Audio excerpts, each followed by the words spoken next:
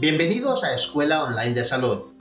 Mi nombre es Francesc Sevilla y estamos en un curso de abordaje nutricional y con suplementación de enfermedades reumáticas.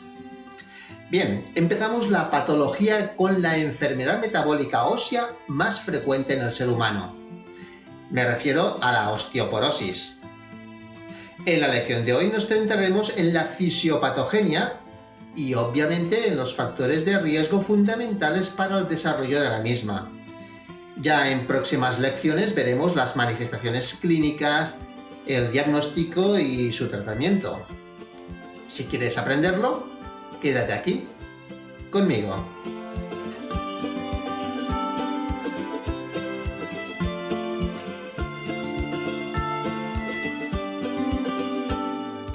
La osteoporosis es la enfermedad metabólica ósea más frecuente en el hombre. La definición aceptada por consenso es enfermedad esquelética sistémica caracterizada por masa ósea baja y deterioro de la microarquitectura del tejido óseo, con el consiguiente aumento de la fragilidad del hueso y la susceptibilidad a fracturas. Esta alteración de la microarquitectura se caracteriza por la pérdida, adelgazamiento y falta de conexión entre trabéculas óseas. Aunque a veces suele confundirse, no es lo mismo que la osteomalacia. En la osteoporosis, el tejido óseo se encuentra normalmente mineralizado, a diferencia de lo que ocurre en la osteomalacia. Todas estas alteraciones producen un deterioro de la integridad estructural del hueso y favorecen la fragilidad esquelética, lo que conlleva a un incremento del riesgo de fracturas. Aunque la mayor parte de los huesos son susceptibles a fracturarse, se consideran como típicamente osteoporóticas las fracturas de la extremidad proximal del fémur, las de las vértebras y las de la muñeca.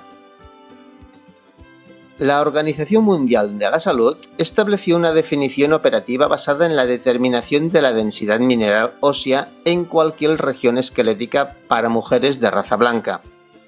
Así, se establece como normal los valores de densidad mineral ósea superiores a menos una desviación estándar con relación a la media de adultos jóvenes.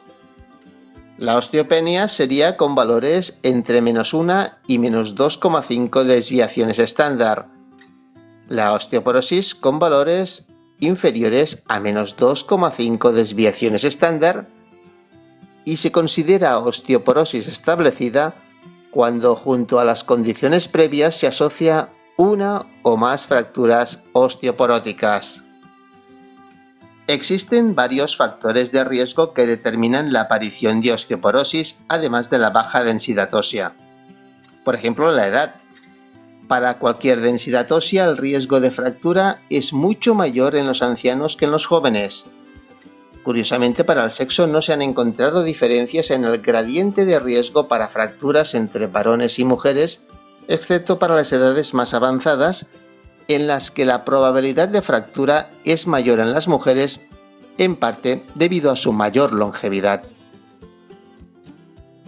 Los antecedentes familiares de osteoporosis, así como la existencia de fracturas previas osteoporóticas, aumenta el riesgo de futuras fracturas. Lo mismo ocurre con el uso previo de corticoides. Este riesgo de fractura inducido por los esteroides es en gran parte independiente de la densidad ósea o de la existencia de una fractura previa.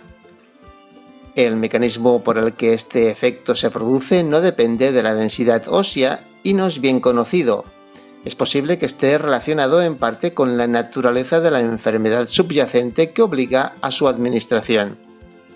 Además, el efecto directo de los corticoides sobre la fuerza muscular y el metabolismo podría también favorecer la tendencia a las caídas, aumentando por tanto el riesgo de fracturas.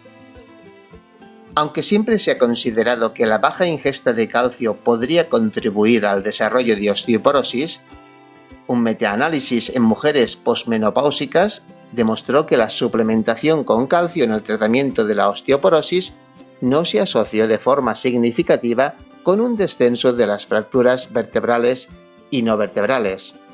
Por ese motivo, por sí solo no se considera la ingesta baja de calcio como un factor de riesgo, aunque en concomitancia con otros factores pueda influir. El índice de masa corporal influye también en el riesgo de fractura osteoporótica, siendo mayor en los individuos con un bajo índice de masa corporal. En esencia, el riesgo es más marcado para los individuos delgados, aquellos que tienen menos de 20 kilos por metro cuadrado de índice de masa corporal, y por encima los incrementos tienen un muy pequeño efecto protector, por lo que se considera que la delgadez es más un factor de riesgo que la obesidad un factor protector. También el alcohol y el tabaco se consideran factores de riesgo. El incremento de fracturas en los alcohólicos se explica, en primer lugar, por un efecto directo del alcohol sobre los osteoblastos. En segundo lugar, porque los alcohólicos suelen presentar malnutrición. Y en tercer lugar, por el riesgo asociado de caídas que presentan. La cantidad de etanol considerada como deleteria para el hueso y asociada a fracturas en estos individuos se cifra en unos 100 gramos por semana en las mujeres y mayores cantidades en los varones. Por su parte, el aumento del riesgo de fracturas por el tabaco se considera que puede estar mediado por menores niveles de actividad física o comorbilidades asociadas, sin excluirse el efecto de este sobre la calidad ósea. En condiciones normales, la cantidad de hueso formada por los osteoblastos debe ser igual a la cantidad de hueso destruida por los osteoclastos. Cuando se rompe este equilibrio, se produce un balance óseo negativo y por tanto una disminución de la masa ósea. A partir de los 40 años existe un cierto balance óseo negativo debido a la disminución de la actividad osteoblástica. En las mujeres, la disminución de estrógenos en la menopausia estimula el recambio óseo, al igual que en la vejez. A estos dos factores se añaden otros como el consumo pobre de calcio o la escasa o nula exposición solar. Las caídas aumentan con la edad y son más frecuentes en las mujeres. Más del 90% de las fracturas del cuello de fémur se deben a caídas con los pies a ras del suelo. Estas caídas se deben a factores exógenos como la mala iluminación de la estancia, obstáculos en el suelo, alfombras, cables de lámparas, y también a factores endógenos, como las alteraciones de la visión o alteraciones del equilibrio. En pacientes más jóvenes, las caídas son distintas. Se caen hacia adelante y se fracturan la muñeca.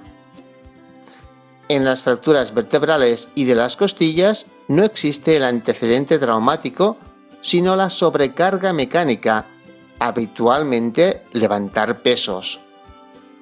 En el 60% de los casos aparecen de forma espontánea.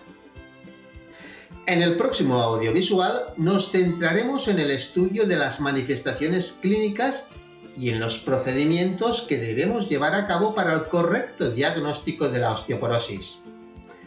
Nos vemos en él.